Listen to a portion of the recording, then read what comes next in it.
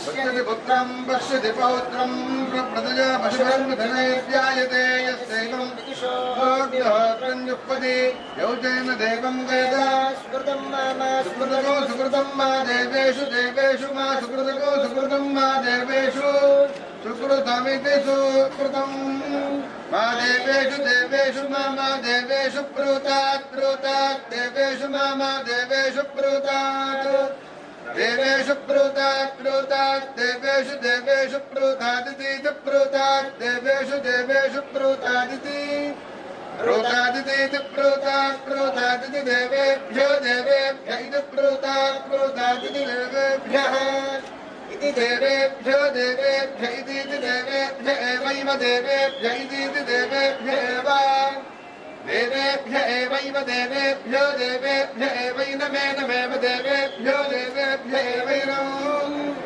एवैनमेनमेवैवैनमैनमेवैवै नमः एनमैनमे नमः वेदयति वेदयत्यैनमे नमः वेदयति आवेदयति वेदयत्या वेदयत्यन्मन वेदयत्या वेदयत्यनो वेदयत्यन्मन वेदयति वेदयत्यन्मेनमे नमन वेदयति वेदयत्यन्मेनम् अन्वेनमेनमन्वेनं देवा देवा एनमन्वेनं देवाः एनं देवा देवा एनमेनं देवा बुद्ध्यन्ते बुद्ध्यन्ते देवा एनमेनं देवा बुद्ध्यन्ते देवा बुद्ध्यन्ते बुद्ध्यन्ते देवा देवा बुद्ध्यन्ते बुद्ध्यन्त इति बुद्ध्यन्ते वयस्पतिं देवानां धेनुको सुतुघामनमस्फुरन्तीं इन्द्रस्वामन्तिवतु क्षेमो अस्तु नः महादेव्यै शिवायै सततं नमः नमः प्रवृत्यै भद्रायै वेदाः प्रणतास्मदाम्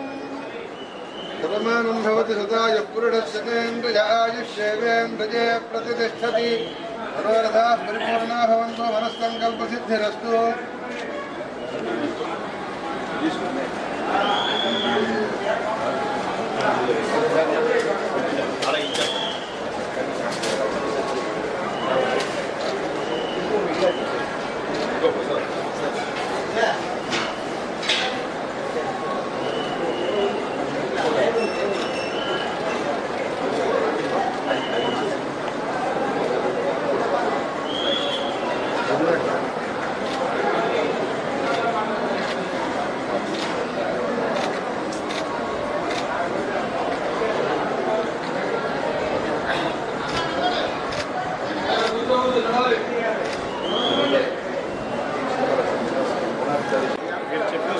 పాటిస్తున్నాను సార్ నేను సింగపూర్ నుంచి వస్తే నేను ధ్యానం చేయాలి దారకుండా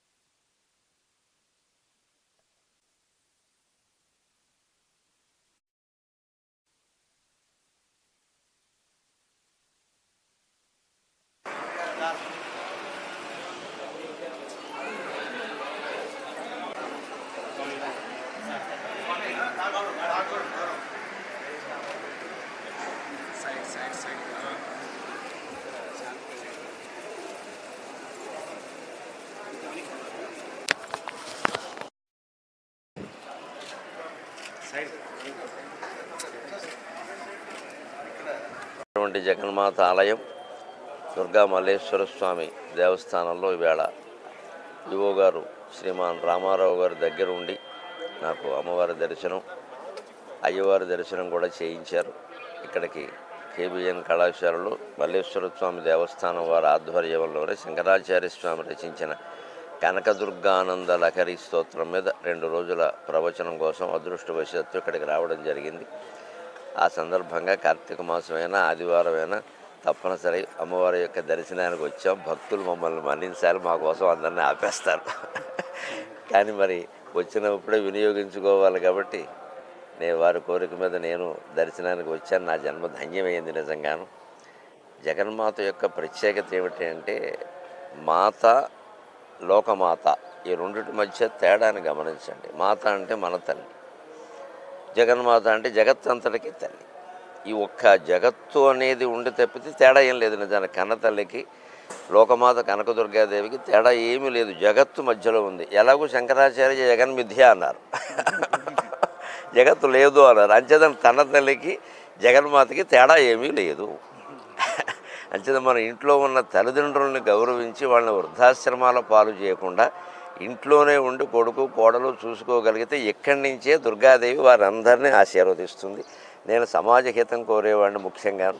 అందుకని దయచేసి పిల్లల్ని తల్లిదండ్రుల్ని దూరం చేయకండి. సమస్త ఆధ్యాత్మిక వ్యవస్థ యొక్క మూలం మన కుటుంబ వ్యవస్థ. కుటుంబంలో ఇవాళ పెద్దవాళ్ళు కనపట్లేదు, పిల్లలు కనపట్లేదు. మీ పిల్లలు ఎక్కడున్నారంటే అమెరికా అంటున్నారు, పెద్దవాళ్ళు ఎక్కడున్నారంటే ఏమో అంటున్నారు. ఇక ఈ ఇద్దరు ఇంట్లో ఉండి చేసే పని ఏమిటి? పార్వతీ పరమేశ్వరులు చూడండి, ఎప్పుడు వాళ్ళు విడిచిపెట్టకపోవడం కాదు, వాళ్ళ దేవస్థానంలో కుమారస్వామి విఘ్నేశ్వరుడు అక్కడే ఉంటారు, ఎక్కడికి కదలరు. వాళ్ళని హాస్టల్లో చేర్పించలేదు, వాళ్ళు ఇంగ్లీష్ మీడియంలో అసలే చేర్పించలేదు.